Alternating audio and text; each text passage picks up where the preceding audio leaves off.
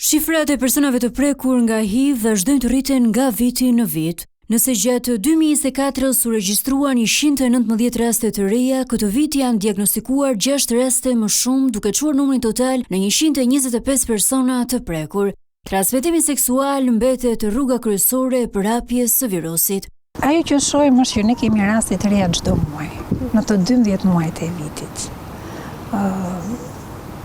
Pavarësisht se mund të ketë një atje më pak në një javë ose më shumë në një muaj tjetër, janë prezente dhe duke që do jenë prezent. Ajo që mbetet predominante është rruga seksuale, rruga përmes transmetimit, përdorimit të drogave tek përdoruesit e drogave intraven, transmetimi përmes gjakut, transmetimi tek gratë shtatzëna nga nënat e fëmija. Të rinjt dhe meshkujt janë ata të cilët preken më shumë nga HIV/AIDS.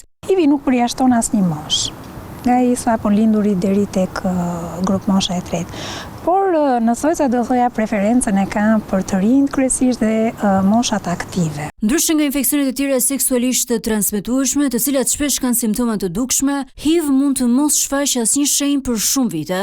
Për këtë arsye, mjekët infeksionistë theksojnë rëndësinë e depistimit të rregullt me qëllim zbulimi në fazat e hershme të virusit. Duke qenë se është një infeksion që në periudhë gjatë kohore është pa simptoma, individi nuk e di nëse e mbart apo jo.